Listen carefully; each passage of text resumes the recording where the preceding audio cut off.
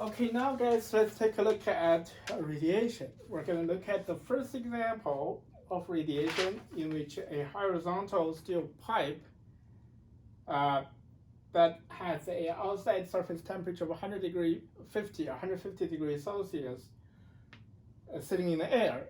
Then we wanted to compare the heat loss due to radiation versus the heat loss due to convection. For these cases, if we have a convective heat transport coefficient equals to 15 watts per square meter per degree Celsius. So in order to do this comparison, first we need to evaluate how much heat is going to be transported out of the pipe due to radiation.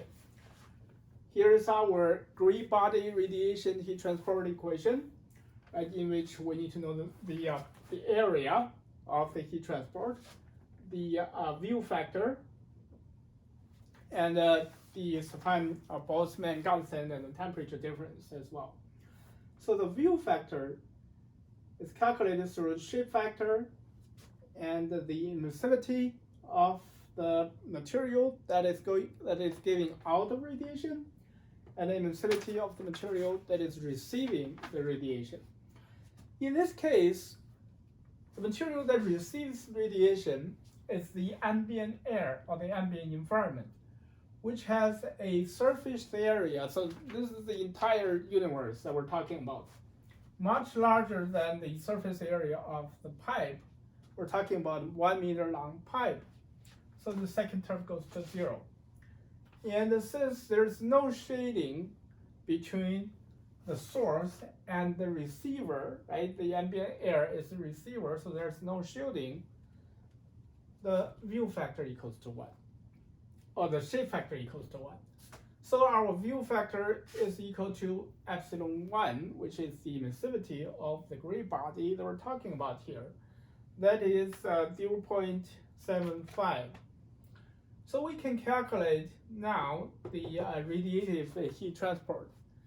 And if we define a equivalent radiative heat transport coefficient HR, so that we can calculate radiative heat transport using the same kind of equation as we can do for conductive and convective heat transport, then this HR is directly comparable to the convective heat transport coefficient, because this is the same format as Newton's law of cooling.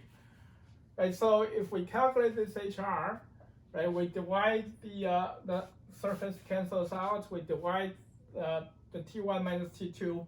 T1 is 150, T2 is 20 degree over, and we evaluate the upper term and calculate HR. That's about 8.1 watts per square meter per degree Kelvin. Keep in mind when you do this calculation for temperature, when you use this fine Boltzmann equation, the temperature has to be evaluated with Kelvin. Right, so 150 degrees, that's 423 K, 20, that's 293 K. And so you can see in this case, your radiative heat transport will be about a little over half of the convective heat transport. So is that generally true? In most cases, yes, because we're not dealing with very high temperatures.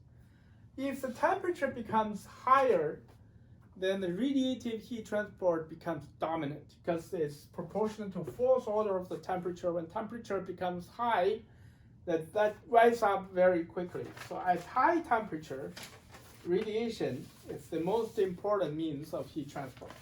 But usually not at the temperature that we're dealing with in bioprocessing. Typically around 100 degrees, then radiation typically is not that critical, not that important compared to conductive and convective heat transport.